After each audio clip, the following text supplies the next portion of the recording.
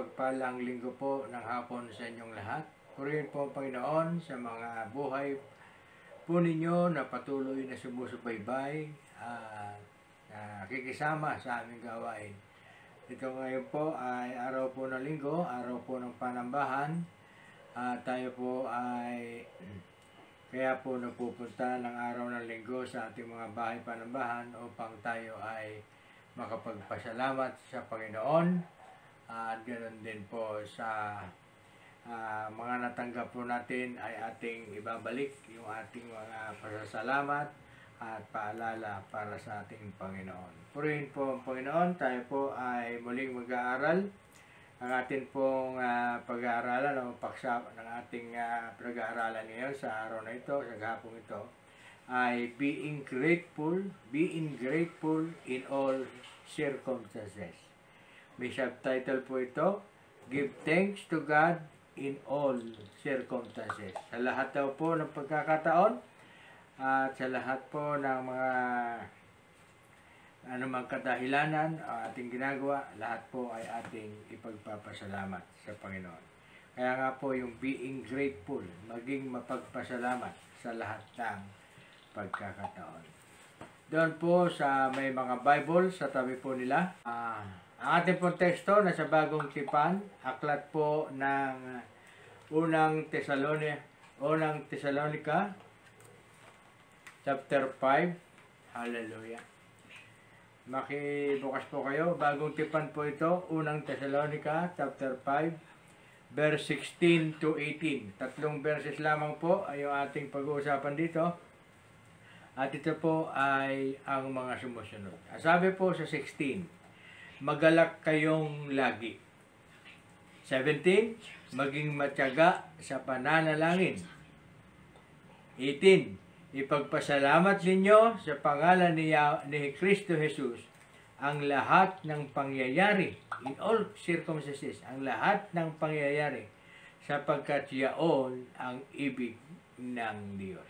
Amen. Andun po yung lundo ng ating teksto o ng ating paksa na being grateful in all circumstances. Sabi po doon, ipagpasalamat ninyo sa pangalan ni Hesus Kristo ang lahat ng pangyayari sapagkat yaon ang ibig ng Diyos. Tayo po ay manalangin. Banal at dakilang Diyos na makapangyarihan sa lahat, tunay nga po Panginoon ang papuri at pagsamba, pagluwalhati at pagdakila ay sa iyo. Muli Panginoon, kami ay nagpapasalamat sa lahat po ng mga natanggap naming mga pagpapala mo, mga pag-iingat mo, mga paggabay mo Panginoon. Patuloy po namin ipinagpapasalamat ito at sa panibagong araw na kami nga po Panginoon ay nagising kaninang umaga. Dalangin ko Diyos ng ang aming pasasalamat ay gayon na lamang Panginoon sapagkat ang lahat ng ginagawa mo ay sa pawang kabutihan namin. Salamat po Panginoon, matuto kaming kahit sa maliit hanggang sa pinakamalaking pagpapala na aming natatanggap ay aming ipagpapasalamat at aming idinudulog sa iyo. Salamat po Panginoon, muli po ang papuri, pasasalamat, pagsamba, pagluwalhati at pagdakila sa iyo magpakailanman. Ito po ang samang kamadalangin sa pangalan ng aming Panginoong Hesus Kristo. Amen. Hallelujah. Praise God. Sabi po, hallelujah. Sabi po, doon sa ating nabasa, nasa 17, huwag kayong magsasawa. Huwag kayong magsasawa sa pananalangin. Ang ibig sabihin po ng huwag magsasawa, sa Grego po ito ay proskarterio. Proskarterio ay magpatuloy na maging matatag o matyaga na nagpapahiwatig ng malakas na pagpupumilit at pag-aalam. Talagang nagtitiyaga sa pananalangin. Ang ibig sabihin ng mataimtim sa Grego ay Gregoreo. Ang ibig sabihin po ng mataimtim sa wikang Grego ay espiritual na pagiging gising o handa. Upang marubdob nating mailaan ang ating mga sarili sa pananalangin, kinakailangang maging handa tayo laban sa maraming bagay na maglilihis sa atin mula sa layuning ito. Si Satanas at ang kahinaan ng ating kalikasan, ito ay magpipilit na maging sanhi upang magpabaya tayo sa mismong pananalangin o kaya'y abalahin tayo habang nananalangin. Dapat nating disiplinahin ang ating mga sarili upang gawin ang pananalangin na kinakailangan para sa pagtatagumpay bilang Kristiyano. Ito ay isang mahalagang ugali ng lahat ng nasa iglesia at ganoon din po sa mga tao na sumasampalataya sa panahong ito na mabautismuhan sa Espiritu. Nananatili sila sa pananalangin. Ang pagtatalagang ito sa pananalangin ay dapat na pinagtitibay ng may pasasalamat kay Kristo sa lahat ng ginawa niya para sa atin. Amen? Yun po, maging magpagpasalamat. Pinagtitibay ng pasasalamat kay Kristo sa lahat ng ginawa niya sa atin. Purihin po ang Panginoon. Yung pong maliliit na bagay, minsan hindi na natin binibigyan ng pansin o hindi na natin pagtutuunan. Yung malalaking bagay lamang ang ating naipagpapasalamat sa Panginoon. Minsan nga, yung pinakamalaking pagpapala ay hindi pa rin natin na ipipagkakalooban ng pagpapasalamat sa Panginoon. Ay gasino pa kaya yung maliit na bagay. Kaya nga po, sabi po sa ating paksa, be grateful in all circumstances. Give thanks to God in all circumstances. Purihin po ang Panginoon. Hallelujah.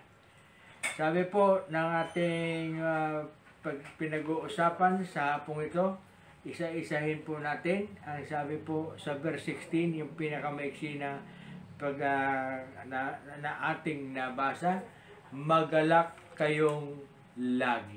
Ano po yung kagalakang kailangan natin? Kagalakang magalak lagi. Ang sabi po sa Pilipos chapter 4, verse 4 to 7. Bakit po kailangan magalak? Ang sabi po sa 4, magalak kayong lagi sa Panginoon, inuulit ko, magalak kayo.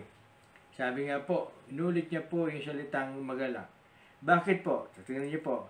Ipadama ninyo sa lahat ang inyong kagandahang loob. Malapit nang dumating ang Panginoon. Verse 6. Huwag kayong mabalisa tungkol sa anumang bagay. Sa halip ay hingin ninyo sa Diyos ang lahat ng inyong kailangan sa pamamagitan ng panalangin may pasasalamat. At ang di malirip na kapayapaan ng Diyos ang mag-iingat sa inyong puso at pag-iisip sa pamamagitan ni Kristo Jesus. Bakit po kailangan magalak? Why? Sabi po, kaya nga po doon huwag kayong mabalisa. Kasi nga po, ang tao, pag dumarating sa mga inaharap nating mga problema sa buhay natin, andun na kagad yung pagkabalisa. Samantalang iniuutos ng ating Panginoong Hesukristo na tayo ay maging magalak lagi. Magalak lagi kasi nga sabi, huwag kayong mabalisa. Tapos sa 7, sa 6 po yun, huwag kayong mabalisa tungkol sa anumang bagay. Tapos sa 7, sabi niya, at ang di malirip. Ano po ba yung di malirip? Hindi masukat, hindi maisip na kapayapaan ng Diyos ang mag-iingat sa inyong puso. Yun nga po, kaya nga po kailangan lagi huwag tayong mag-alala at laging mayroong peace of mind sa atin. Kasi napag-aralan natin to. Lagi tayong may karoon ng hindi nababalisa ang ating damdamin, hindi po nababalisa sa mga pangyayari, kundi bagkus ay magalak sapagkat alalahanin po natin lagi, lahat po ng natanggap natin sa Panginoon Yun po yung ating alalahanin. Ibig sabihin nun, sa pag inaalala natin yung mga naipagkaloob sa atin ng Panginoon, doon pa lamang malalaman natin at magkakaroon tayo ng kapanatagan sa ating sa mga puso. Kasi alam natin, anuman ang mangyari sa atin sa buhay na ito, humantong man tayo sa kamatayan, alam naman natin na tayo ay makakapiling ng Panginoon pagdating ng araw. Amen? Handun po yung dakilang pag-asa natin. Kaya nga po, yung pong dumarating ng mga problema, sabi, huwag kayong mabalisa, huwag ninyong alalahanin. Amen? Awit 16:11. Ituturo mo ang landas na buhay na hantungan. Sa piling mo'y madarama ang lubos na kagalakan. Ang tulong mo'y nagdudulot ng liwanag, ng ligayang walang hanggan. Ulitin ko po, ang tulong mo'y nagdudulot ng ligayang walang hanggan. Amen? Sabi nga po doon, ituturo mo ang landas na buhay ang hahantungan. Alam na po natin, na pag-aralan natin, na tayo ay nasa yung ating pag-aaral, ang ating pong advocacy, ito po ay paghahayo, pagbibigay ng pag-asa. Ito po ay tinatawag po nating evangelism. Tinatawag po natin evangelism ito kasi sapagkat ito nga po ay magbibigay ng katiwasayan ng bawat magkatatanggap sa Panginoon. Kasi siya po yung He is our peace. Amen. Isaiah 11:3. Kagalakan niya ang tumalima kay Yahweh. Hindi siya hatol ayon sa nakikita o batay sa narinig sa iba. Amen.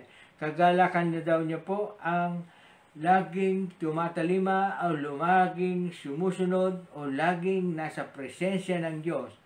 Hindi po siya hatol sa ng ayon sa nakikita o batay sa narinig sa iba. Amen? Hallelujah.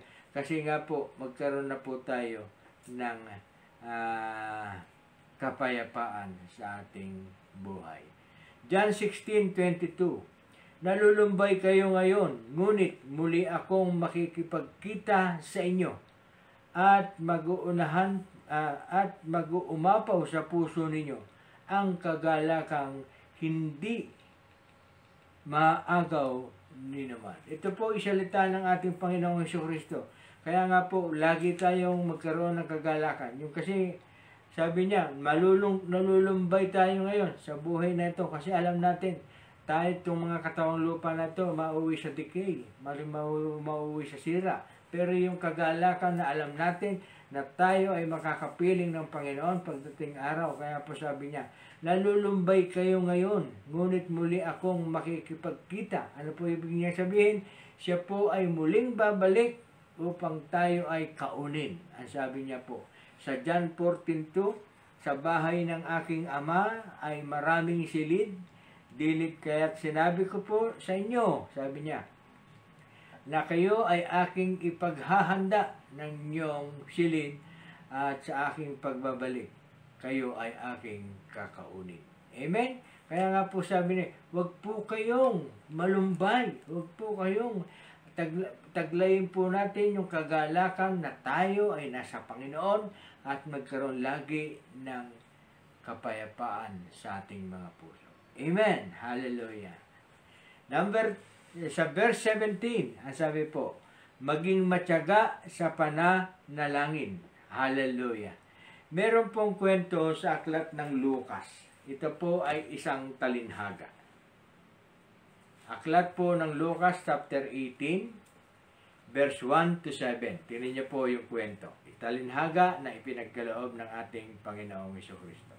Para po doon sa maging matyaga sa pananalangin. Kayo po ba nakapanalangin kaninang umaga? Oo, sa gabi?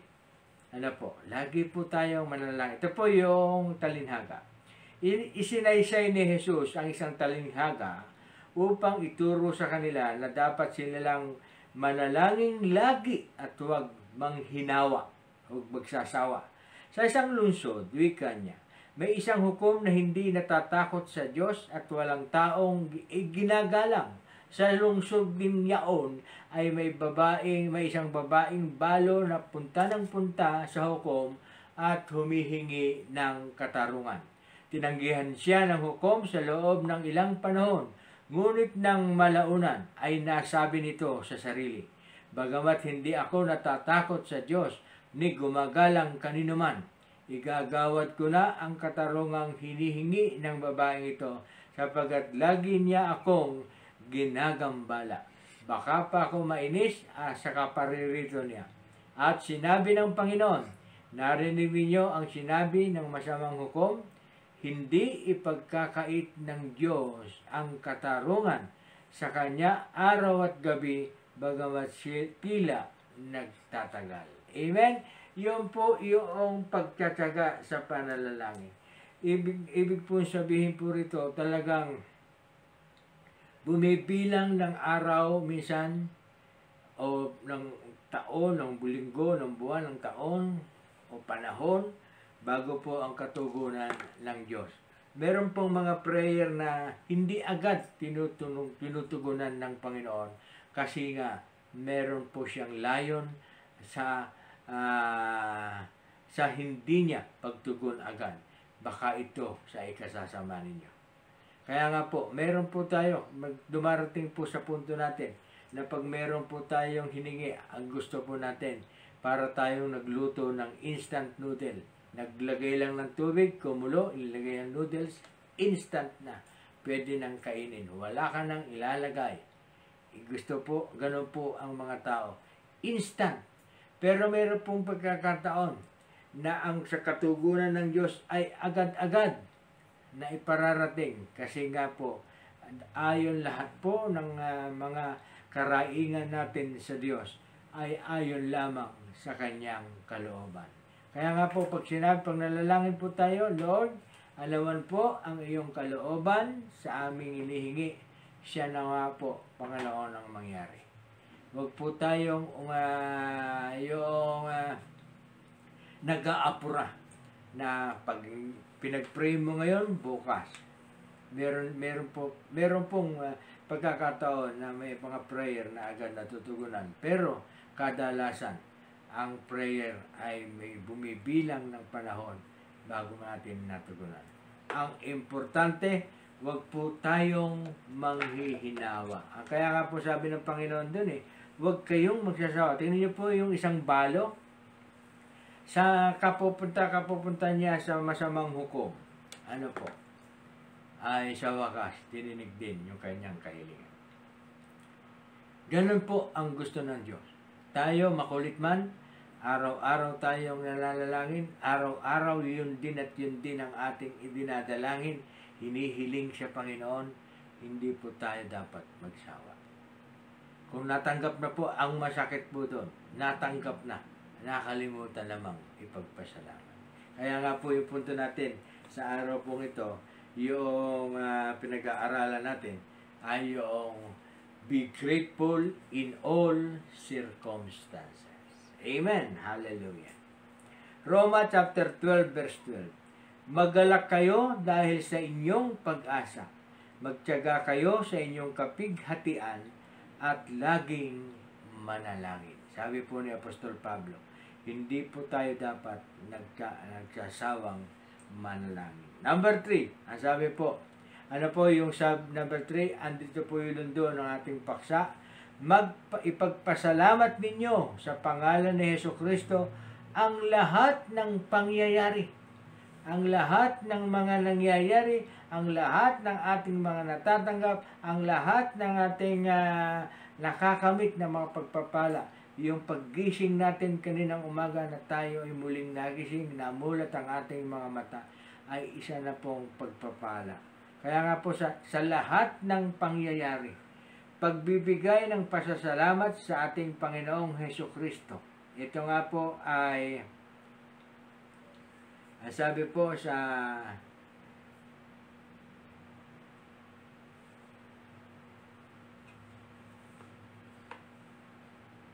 Thessalonica. Sa Colosas.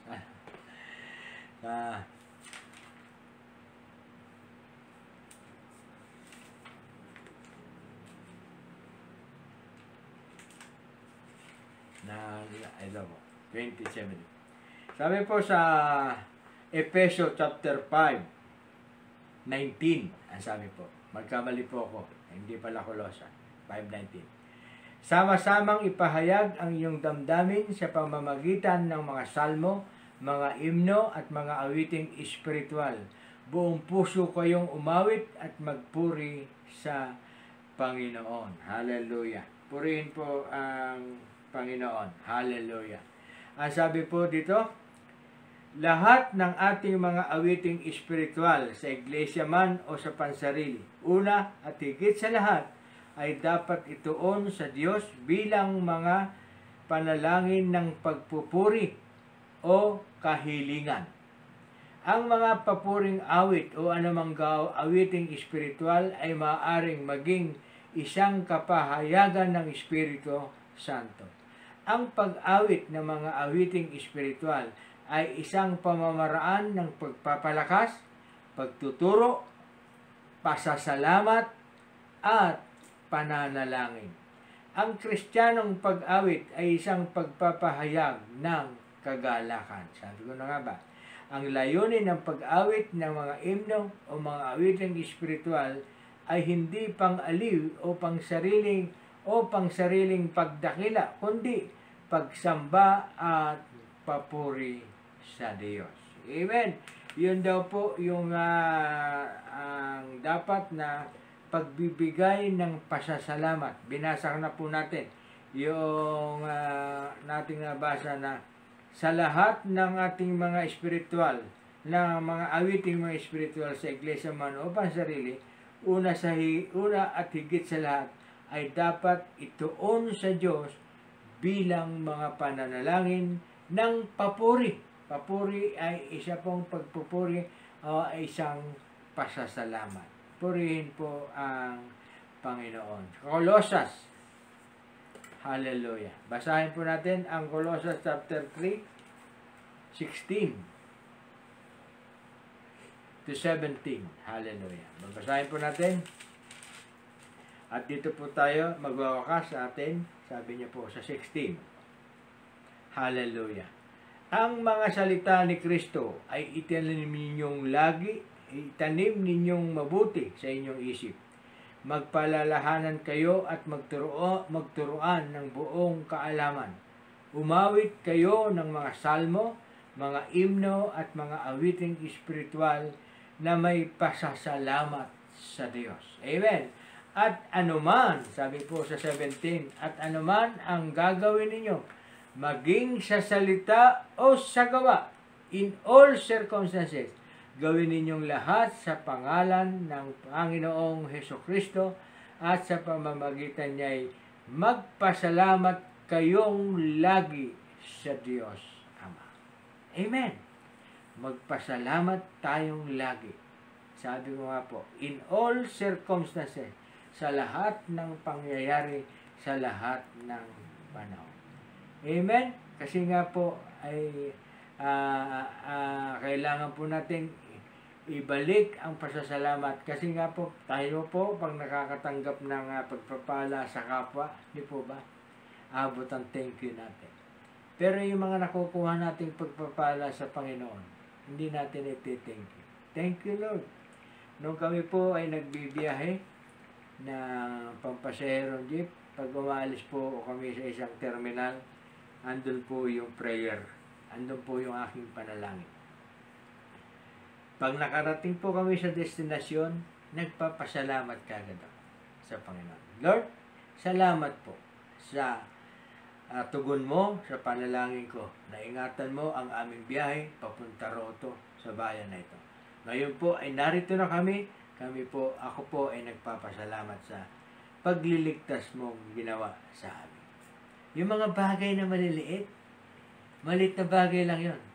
Tingnan po, every time na may matanggap akong pagpapala, lagi ko pong ipinagpapasalamat. Ngayon, hindi po na ipagpapasalamat. Na ipagmamalaki pa sa Facebook. Na ipagmamalaki pa natin o inatawag dito, pinaparada pa natin. Pinapakita natin na sa tao, I got a blessing from ganito. Pinapakita natin sa Facebook. Isa pong pagpapala. Pag nakikita po ng ating mga friends na meron tayong natatanggap na pagpapala, kaya po namin sinishare. Kasi nga po ay ang motibo po noon ay pinagpapala ang mga nasa Panginoon. Yun po yung aming pinagpapasalamat. Purihin po ang Panginoon. Dahil po tayo sa ating conclusion. Hallelujah. Praise God. Hallelujah. Ang buong taimtim sa Greko, agonisyo, nahango sa salitang pagkikipagbuno, ay nangangahulugang marubdob na pagnanasa, matinding paghihirap o pagpupunyagi sa pananalangin. Amen. Talagang medyo ang pananalangin ay medyo konting hirap. Minsan, merong nananalangin nakaluhod, medyo masakit sa tuhod. Merong mga nananalangin nakatayo, sa tagal ng panalangin, nangangawit. May paghihirap po, talagang may sacrifice po kasi yung oras na yon. Lalo-lalo na kung ang sinet mong prayer time mo ay alas 5 ng madaling araw o alas 4 ng madaling araw. Talagang merong konting sacrifice. Ia-alarm mo yung cellphone mo para magising ka ron, para ikaw ay manalangin. Amen? Hallelujah. May kasamang matinding paghihirap o pagpupunyagi sa pananalangin.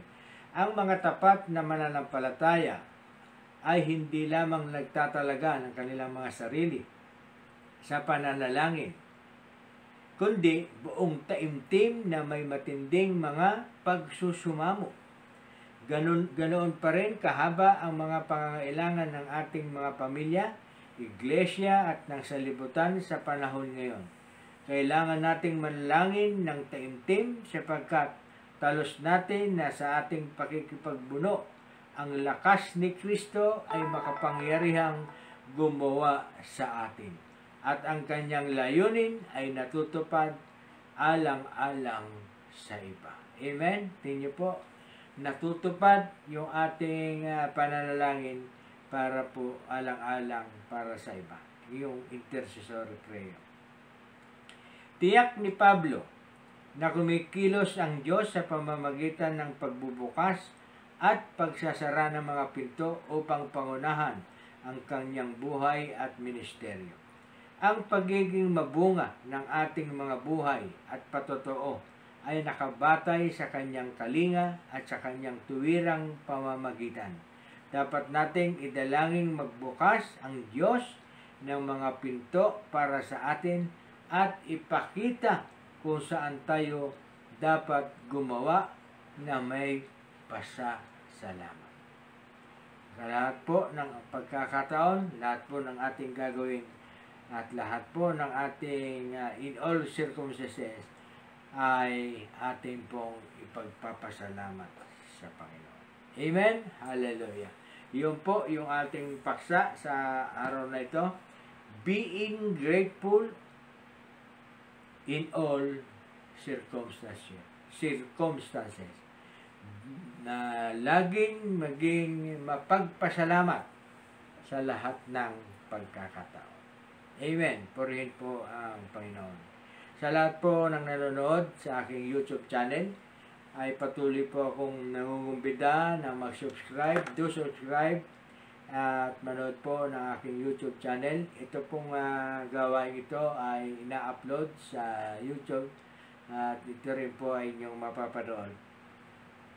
Less na lang po yung prayer natin kasi po limit lang ang oras natin sa YouTube. At sa YouTube, sa aking YouTube channel, meron po sa comment, pwede nyo po kayong mag-comment, isulat nyo po ang inyong prayer request at amin pong dadalhin sa pananalangin para po sa inyo. Tayo po ay manalangin. Banal at dakilang Diyos na makapangyarihan sa lahat. Tunay nga po, Panginoon, ang pasasalamat ay lagi namin ipagkakaloob sa iyo. Tunay nga po, Panginoon, na hawakan niyo po ang aming buhay. Bigyan niyo po kami ng pusong mapagpasalamat at parating inaalala ang lahat ng bagay na aming tinatamasa ay alam namin nanggaling sa iyo. Ang hangin, ang araw, ang buwan, at ganoon din po ang ulan at lahat po ng mga kalikasang nagbibigay sa amin ng mga pagpapala sa buhay namin ito ay amin pong ipinagpapasalamat. Tunay nga po, Panginoon, na kung wala po ang mga ito, kagaya po ng tubig, ng pagkain, kung wala po ito, ay hindi po kami makatatagal sa buhay nito. Ngunit nariyan ka, Panginoon, ipinagkaloob mo sa amin ang lahat ng aming pangangailangan sapagkat tunay nga po, Panginoon, na ikaw ay mabuti at nararapat na pasalamatan lagi sa lahat ng iyong kaloob. Purihin po ang Panginoon. Muli nga po ang papuri at pagsamba, pagluwalat at pagdakilay sa iyo magpakailanman. Ito po sama ko at dalangin sa pangalan ng aming Panginoong Jesucristo. Amen. Muli, ang pagpapala, pag-iingat, gabay at pagnubay, kalakasan, kalusugan, kagalingan nagmumula sa ating Panginoong Jesucristo ay sumating lahat. Bye-bye now. To God be the glory.